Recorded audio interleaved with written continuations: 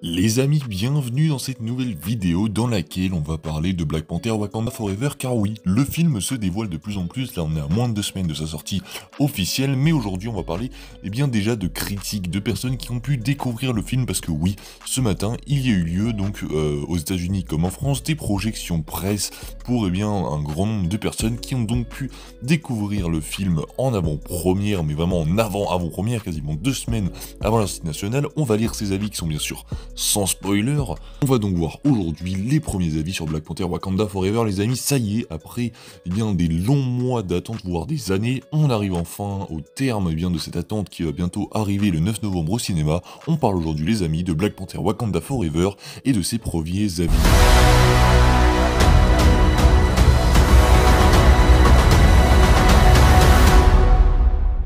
Alors en France, pour la plupart, ça a eu lieu ce matin, mais aux États-Unis, c'était dans la nuit d'hier soir, et on a eu des avis français tout comme américains seulement sur les réseaux, parce qu'ils n'ont pas le droit tellement d'en parler, et ils ne dévoilent bien sûr rien de l'intrigue, puisqu'ils sont encore sous NDA, c'est-à-dire qu'ils n'ont rien le droit de dévoiler sur le film, qui spoilerait le film, ou quoi que ce soit de l'histoire. Ils ont juste le droit de donner leur avis global, donc c'est pour ça que vous pouvez rester bien sûr jusqu'à la fin.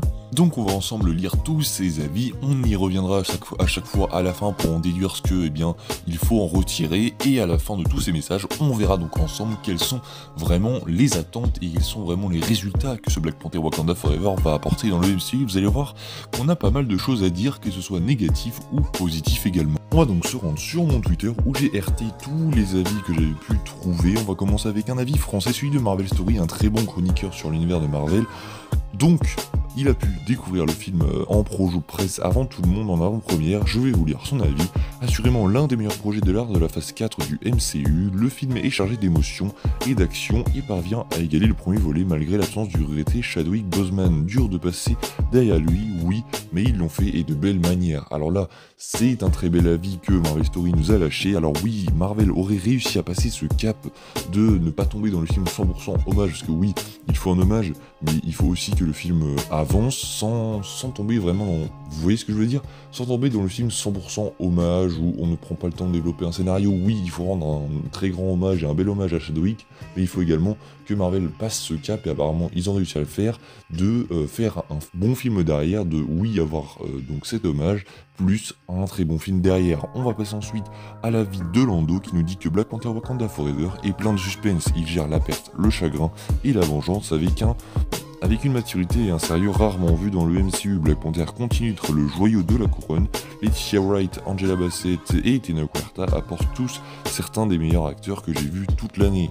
Alors oui, c'est un avis américain, donc désolé pour la traduction un peu foireuse, mais du coup il confirme également que les acteurs ont fait une très bonne performance, donc ça c'est plutôt cool, notamment donc Shuri, Ramonda et Namor, qui sont apparemment les 3 personnages qui seront au centre vraiment de l'intrigue, et ça fait plutôt plaisir. Là il parle toujours donc que Black Panther continue d'être le joyau de la couronne du MCU, donc ça c'était quelque chose qu'on voulait garder pour nous, parce que Black Panther c'était un peu notre petit joyau, notre petit chouchou, le seul film qui arrivait à se démarquer avant, donc ça c'est plutôt cool que ça reste un peu unique en son genre, Black Panther, donc ça fait plutôt plaisir. On passe maintenant à l'avis de Jack McBrien qui nous dit Black Panther Wakanda Forever est phénoménal, facilement le meilleur projet MCU de la phase 4, je ne peux pas sous-estimer à quel point le score est magistral du début à la fin.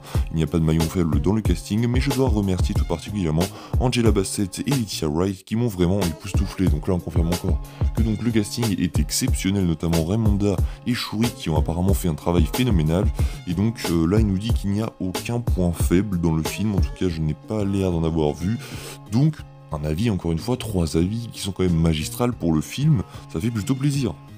On passe à un avis français malgré le pseudo qui pourrait faire croire qu'il est américain, mais c'est Young Goddess qui nous dit « J'ai vu Black Panther Wakanda Forever, je peux déjà vous dire qu'il va faire parler de lui pendant un moment. Une suite à la hauteur des espérances qui conserve la recette du succès du premier opus avec un brin de nouveauté. Émotion et grand spectacle sont au rendez-vous. Endeuillé mais pas impuissant, le film est mené par des femmes fortes et prêtes à mener un combat épique et symbolique pour protéger ce qu'elles aiment. » La très belle avis.